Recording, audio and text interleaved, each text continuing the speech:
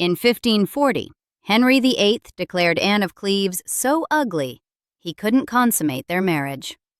Pretty bold claim from a man who looked like a stuffed turkey and could be smelled from 3 rooms away. That's not an exaggeration. By the time Henry rejected Anne, his leg ulcers were producing such continuous discharge and such a distinctive odor of infection that courtiers could detect his presence simply by the smell drifting through the palace corridors. This was the man who had the audacity to call someone else physically repulsive. So let's put Henry VIII on trial. Not for his many wives, not for his break with Rome, not for the executions that littered his reign like confetti at a particularly bloody wedding. Let's try him for hypocrisy. Because when you examine the evidence, the actual documented, medically specific evidence, Anne of Cleves wasn't the ugly one in that marriage bed. And here's the thing about Anne. She didn't just survive Henry's rejection. She won. Completely. Spectacularly. She got the money, kept her head, outlived him by 10 years, and watched from her comfortable estates as wife after wife faced the executioner's block. But we'll get to her victory. First, the prosecution needs to present its case. The young Henry VIII genuinely deserved the praise his courtiers lavished on him. I'm not going to pretend otherwise. When he ascended to the throne on April 22, 1509, at 17 years old, the Venetian Ambassador Giustinian recorded his impressions in a diplomatic dispatch that reads more like fan mail. "The handsomest potentate I ever set eyes on. Above the usual height, with an extremely fine calf to his leg, his complexion very fair and bright, with auburn hair combed straight and short in the French fashion, and a round face so very beautiful that it would become a pretty woman. 6 feet 2 inches tall, 32-inch waist." In an era when the average Englishman stood about 5'7", Henry physically dominated every room he entered. He jousted, hunted, wrestled, danced until midnight, and drew a bow with greater strength than any man in England. His body was genuinely his greatest political asset. This is the Henry that Holbein painted. This is the Henry everyone pictures when they hear the name. The problem is that by January 1540, when Henry met Anne of Cleves, that Henry had been dead for years. What killed him? A horse. On January 24, 1536, at the tilt yard at Greenwich Palace, Henry's horse fell heavily during a jousting tournament, trapping the fully armored king beneath the combined weight of the armored animal and his own substantial mass. Courtiers found him unconscious. He stayed unconscious for 2 hours, a duration that by modern medical standards would necessitate immediate neurological evaluation for intracranial hemorrhage. The court genuinely believed their king was dying. Upstairs in her chambers, Anne Boleyn, then pregnant with what would prove to be her final pregnancy, received the news. Within days, on January 29th, she miscarried. A male child. The son Henry had been desperate for. The impact of that horse may have cost Henry his heir and shattered his body in a single afternoon. He didn't die. He woke up. And that's when everything started rotting. The impact had catastrophically reopened a leg wound from a previous jousting injury in 1527, and this time, no amount of Tudor medicine could close it.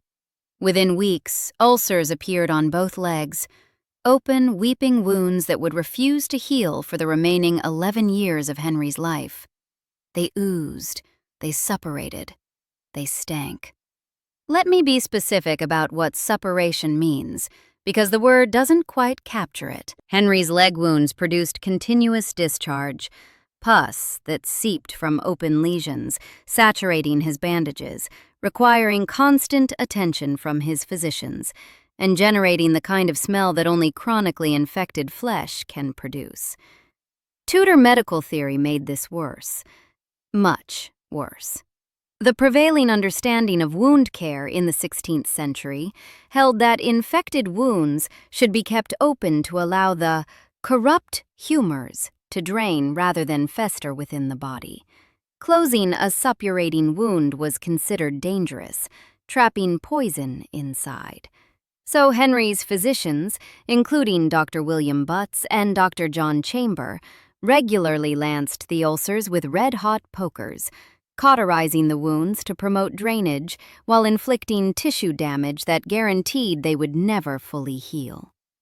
The technical term for Henry's condition was likely chronic venous insufficiency, possibly complicated by osteomyelitis, infection of the bone itself. Some modern historians have suggested type 2 diabetes as a contributing factor, which would explain both the poor healing and his excessive thirst and appetite in later years. Whatever the precise diagnosis, the result was the same: open wounds that cycled endlessly between partial healing and catastrophic reopening. When the wounds appeared to close naturally, trapping infected material within, Henry would develop fever and become, in one courtier's description, sometime without speaking, black in the face and in great danger. Then the physicians would lance them open again. This cycle continued until his death. And the smell. Contemporaries noted his presence could be detected from 3 rooms away. The stench of infected flesh has a particular quality: sweet, rotten, unmistakable. It would have permeated Henry's clothing, his bedchamber, any room he occupied for more than a few minutes. Servants would have changed his bandages multiple times daily. The pus would have been visible on the dressings. Imagine being Anne of Cleves, fresh from the relatively restrained court of Cleves, confronted with this reality. Imagine the cologne of infected flesh preceding your husband into every room. But we're not done with the prosecution's evidence. The legs were just the beginning. The leg wounds had an immediate secondary consequence. Henry could no longer joust. The athletic pursuits that had kept him trim and powerful were finished. Exercise stopped. Pain became constant. And Henry, deprived of the physical activities he loved, turned to the one pleasure still available to him: food. In quantities that would stagger a modern nutritionist. The Tudor royal diet was a spectacle of excess even for healthy men.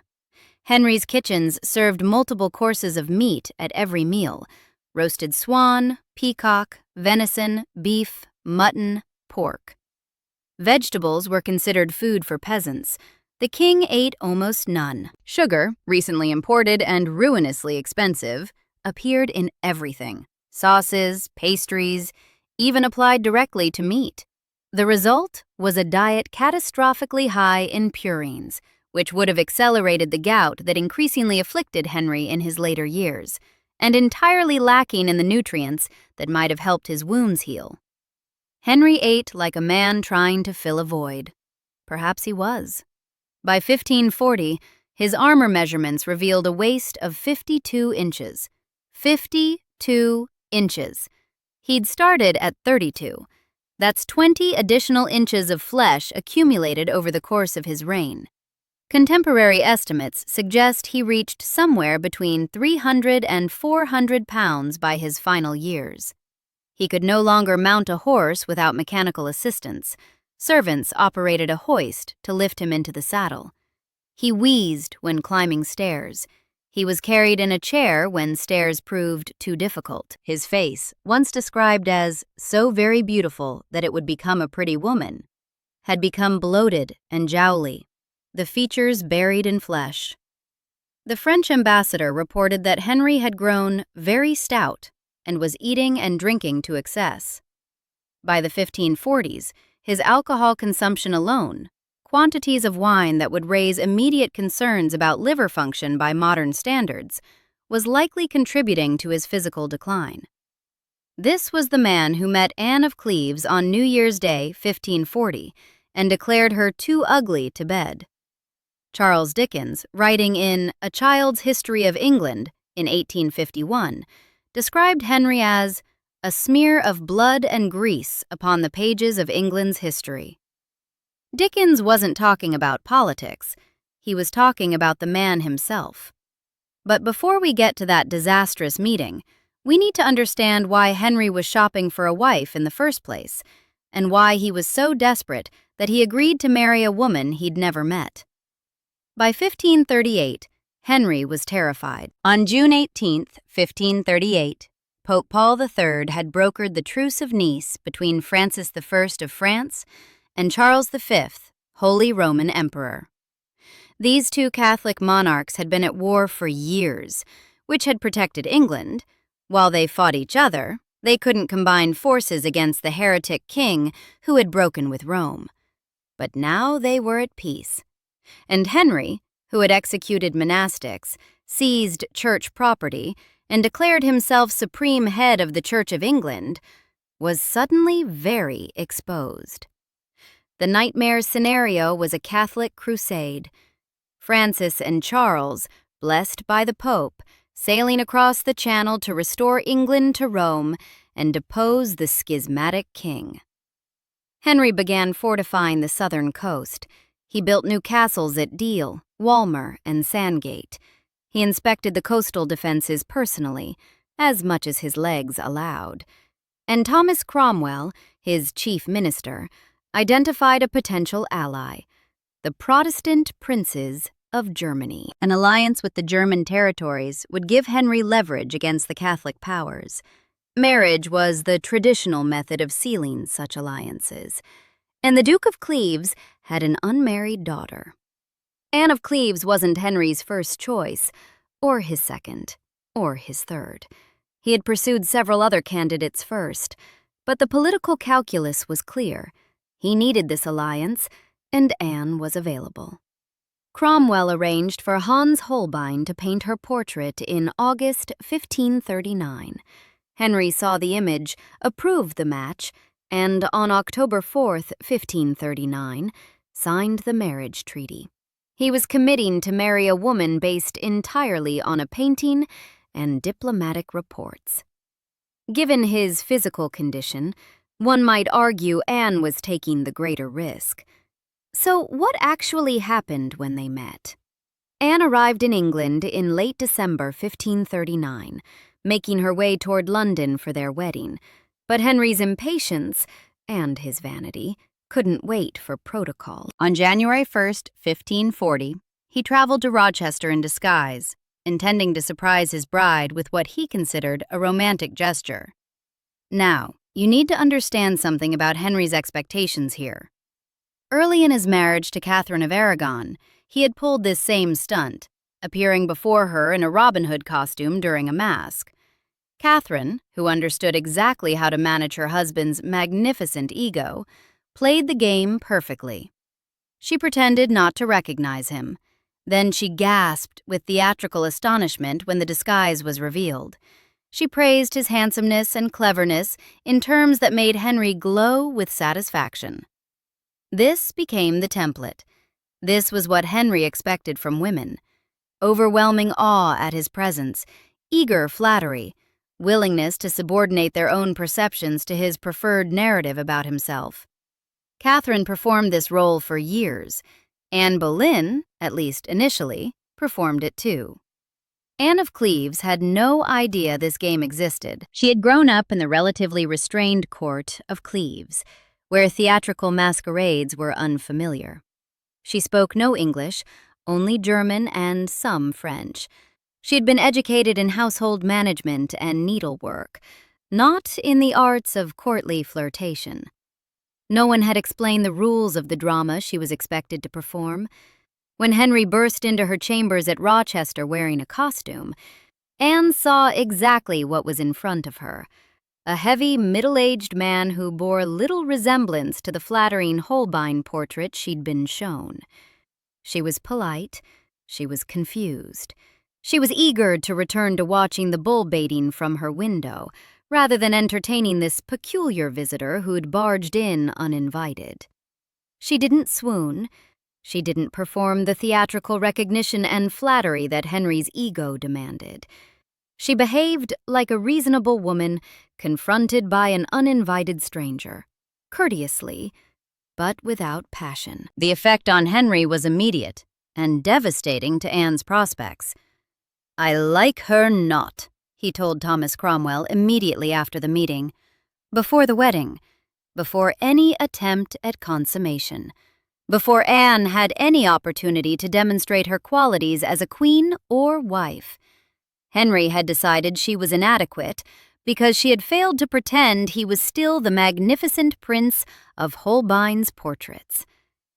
And here's what makes Henry's accusation particularly grotesque. Every other contemporary account of Anne's appearance contradicts him completely.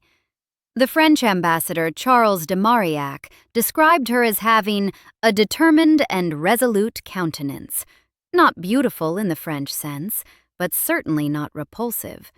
Nicholas Wotton, who met her in Cleves before the marriage, described her as of middling beauty, with a good face. The English envoys who evaluated her had reported favorably. Anne wasn't ugly. She just wasn't performing. The wedding proceeded anyway, on January 6, 1540, at Greenwich Palace. The political alliance with Cleves remained valuable enough to override Henry's personal distaste. Anne became Queen of England. What happened in the marriage bed became the scandal Henry would use to justify everything. According to Henry's own testimony during the annulment proceedings, he attempted to consummate the marriage but found himself physically unable. He blamed Anne's body, claiming her breasts and belly were of such sort that I somewhat suspected her virginity, and that her physical condition inspired loathness that left him incapable of performing. He told Cromwell that he left her as good a maid as I found her. The marriage lasted 6 months. No successful consummation. Henry made multiple attempts, or claimed to, but reported to his physicians that he experienced duas pollutiones nocturnas in somno, 2 nocturnal emissions during sleep, which he interpreted as proof that his body still functioned and that the failure was therefore Anne's fault. His physicians, placed in the impossible position of confirming the king's virility while explaining his repeated failure to perform, concluded diplomatically that the problem was psychological rather than physical. The king's heart simply wasn't engaged. Sure, his heart. The physical reality tells a different story. Excessive alcohol consumption, and Henry was consuming quantities of wine that would concern any modern doctor, contributes to erectile dysfunction. His obesity placed strain on his cardiovascular system. The chronic pain from his leg ulcers, the constant infection, the medications applied to treat them, all of this would have had effect. The French ambassador reported that Henry confided he believed himself bewitched, unable to consummate the marriage. Bewitched. Not drunk, not in pain, not grossly overweight with rotting legs. Bewitched. Anne was lucky to escape. In early July 1540, Henry moved to annul the marriage. Anne had observed what happened to Henry's wives who displeased him. She had watched Catherine of Aragon die in bitter exile at Kimbleton Castle on January 7, 1536, still insisting she was the true queen, separated from her daughter, her household progressively reduced, her health declining. She knew Anne Boleyn had been beheaded at the Tower of London on May 19, 1536, just over 4 years earlier, on charges of adultery, incest, and treason that most historians consider almost certainly fabricated. 2 wives, 1 dead in miserable exile, 1 headless. Anne of Cleves chose a different path. She agreed to the annulment with what appeared to be enthusiasm. She testified that the marriage had never been consummated, supporting Henry's narrative. She wrote to her brother Wilhelm, Duke of Cleves, accepting the annulment and urging him not to take offense. She signed documents acknowledging that she had never been the king's true wife. She offered no resistance. In exchange, Anne received what amounted to a fortune. Henry granted her an annual income of approximately £4,000, enough to maintain a household of over 100 servants in considerable luxury. She retained all her personal jewelry and most of her clothing and goods. She received multiple valuable estates, Hever Castle in Kent, which had been the childhood home of Anne Boleyn, Richmond Palace, one of the finest royal residences in England, and Bletchingley Manor in Surrey.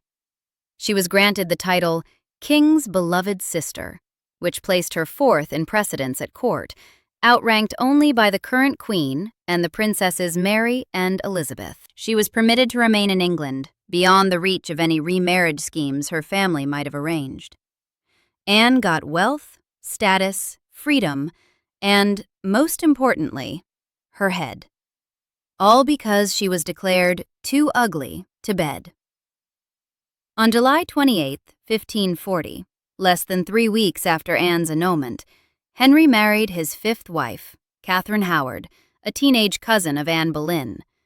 Thomas Cromwell, who had arranged the Cleves marriage, was executed on the same day. His head was taken as punishment for the failed match. Anne watched all of this from her estates. And then she did something remarkable. She became a stepmother. Not officially, of course, but Anne maintained warm relationships with Henry's children, particularly with Mary and Elizabeth, the two daughters whose lives had been so disrupted by their father's marital chaos. Elizabeth, especially, had reason to appreciate Anne's presence. Her own mother had been beheaded when Elizabeth was 2 years old. The women who followed, Jane Seymour, who died when Elizabeth was 4, Catherine Howard, who was executed when Elizabeth was 8, offered no stability. Anne was different. Anne survived. Anne hosted dinners at Hever Castle. Anne remained a constant, friendly presence at court when she visited for holidays and celebrations. For a young princess whose mother had been declared a traitor and whose legitimacy had been questioned, Anne of Cleves offered something rare: continuity. The failed queen became one of the few stable female figures in Elizabeth's turbulent childhood. Meanwhile, Catherine Howard lasted less than 2 years. On February 13, 1542, she was beheaded at the Tower of London on charges of adultery with Thomas Culpeper and Francis Derham. She was perhaps 19 years old. 2 of Henry's 6 wives, executed. Anne watched from her comfortable estates as the pattern continued. Henry's physical decline accelerated after Catherine Howard's death. By February 1541, the French ambassador had already reported the king's life was really thought to be in danger, not from fever, but from the leg which often troubles him. His weight continued to climb. His mood became increasingly erratic, with courtiers noting he was often of a different opinion in the morning than after dinner, a pattern consistent with the cognitive effects of excessive alcohol consumption, chronic pain, and possible metabolic dysfunction. He married his 6th and final wife, Catherine Parr, on July 12, 1543. Catherine was a widow of 31 who had already survived 2 husbands. She would survive Henry as well. She was intelligent, diplomatic, and careful, qualities that allowed her to navigate the final years of Henry's reign without losing her head, though she came terrifyingly close during a religious dispute in 1546. Henry VIII died on January 28, 1547, at Whitehall Palace.